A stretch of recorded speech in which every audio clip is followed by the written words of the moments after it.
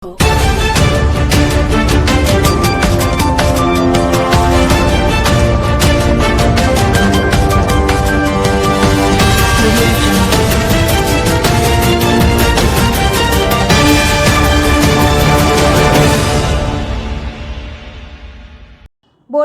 મકાઈ ખરીદી કેન્દ્રો શરૂ ન થતાં ખેડૂતોમાં રોષ, ખેડૂતોએ આપ્યું આવેદનપત્ર। નમસ્કાર દર્શક મિત્રો, આપ જોઈ રહ્યા છો છોટાઉદેપુર વ્યૂઝ સત્યની સાથે।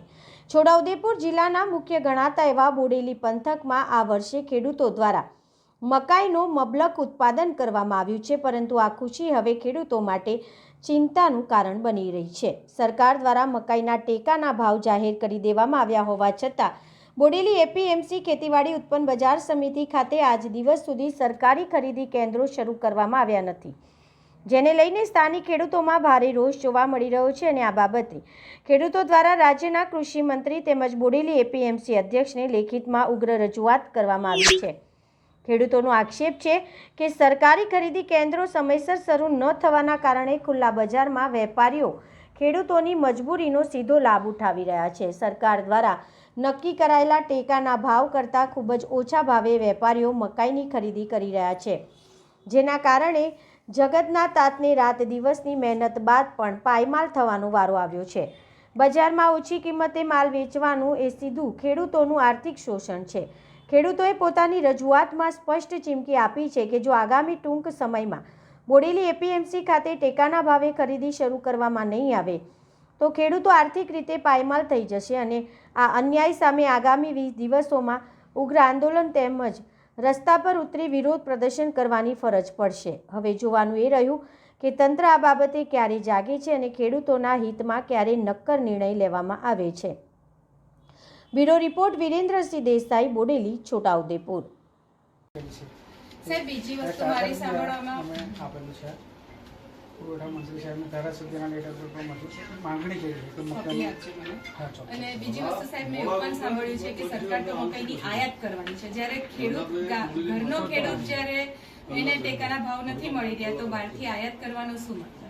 આપણને સાંભળ્યું છે તમારી વાત બિલકુલ સાચી છે। એટલે આ જે તમે અમને આવેદનપત્ર આપ્યું છે એના ઉપર અમે ફરી સરકારશ્રીમાં રજૂઆત કરીશું અને વહેલી તકે મકાઈના ખરીદ સેન્ટર ચાલુ થાય એના તમામ પ્રયત્નો અમે કરવા તૈયાર છીએ। અમે તો સરકાર કે 24 કલાકમાં સેન્ટર ચાલુ કરી દઈશું। અમારી પાસે બધું છે, મેન પાવર છે, અમારી પાસે જગ્યા છે, ગોડાઉન છે, એટલે અમને જો આપે તો અમને શરૂ કરવામાં કોઈ તકલીફ નહીં। પણ હું જાણું છું મારા અનુભવ પ્રમાણે કે મકાઈની ખરીદી જો આપશે તો પુરવઠા નિગમના જે ગોડાઉન છે તે લાયક આપણા તાલુકાનું ગણેશ્વર જે છે ત્યાં કરે છે એ લોકો।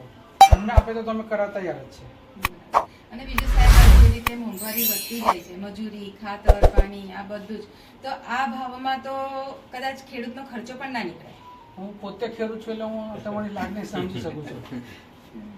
એટલે સારી રજૂઆત કરજો ઉપર અમારા બધા ખેડૂતો ખાતરી તમને આપી છે। એપીએમસી માર્કેટમાં ખેડૂતો ભેગા થયા હતા અને ખેડૂતો મકાઈના જે પોષણક્ષમ ભાવ મળતા નથી એના માટે રજૂઆત કરવા આવ્યા હતા। સરકારશ્રીએ સરકારશ્રીએ એમએસપીનો ભાવ 2200 રૂપિયા જાહેર કર્યો છે, 2400 રૂપિયા ટેકાનો ભાવ જાહેર કર્યો છે ક્વિન્ટલનો, અને બહાર માર્કેટની અંદર 1500 થી 1600 રૂપિયા માર્કેટમાં મળે છે।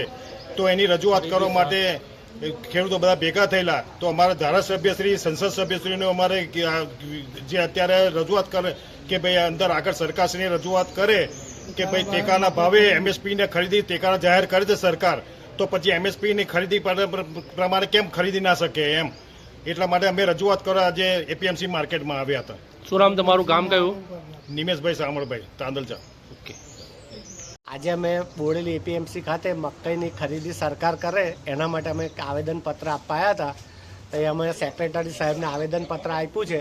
તો ખેડૂત સમાજ વતી અમે એક જ સરકારને રજૂઆત કરીએ છીએ કે ઉપર ભાજપની સરકાર છે, કેન્દ્રમાં ગુજરાતમાં, પછી અહીંયા ગાડી એવું કહેવામાં આવે કે એપ્રિલથી અમે વિચારીશું, તો જ્યારે ખેડૂતોનો માલ સમાપ્ત થઈ જશે પછી ખરીદી કરશે, ત્યાં સુધી તો આ બધા પાયમાલ થઈ જશે। તો અત્યારે જગતનો તાત એટલો બધો દુઃખી છે કે કોઈ વાત સાંભળવા તૈયાર નથી। એટલે એના માટે ખેડૂતોએ આવેદનપત્ર આપ્યું છે।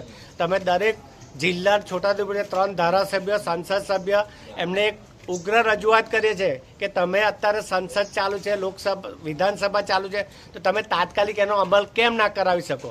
જો તમે પછી ખરીદવાના હોય તો તમે તાત્કાલિક, અત્યારે લોકોનો માલ ચાલુ થઈ ગયો, કપાસ ફેલ જવાથી લોકોએ મકાઈ કરી છે અને મકાઈ અમને નીકળવાની તૈયારીમાં છે, એટલે અત્યારે ભાવ એકદમ તળિયે બેસી ગયા છે, ખેડૂતને કશું મળે નહીં. તો આના માટે અમે ઉગ્ર રજૂઆત કરીએ છીએ કે અમારી રજૂઆત તમે સરકાર સુધી પહોંચાડો, ગમે તે થાય એના માટે તમે ઉગ્ર બનો, તો જ આ સરકાર સામે જેવી રીતે બટાકા માટે તઈના ધારાસભ્યો ઉઠી પડ્યા છે, તો આપણા અહીંના ધારાસભ્યો કે સંસદ કેમ બોલતા નથી? શું નામ તમારું, ગામ કયું? ગામ જબુ, ગામ મારુતિ સિરાના. ઓકે.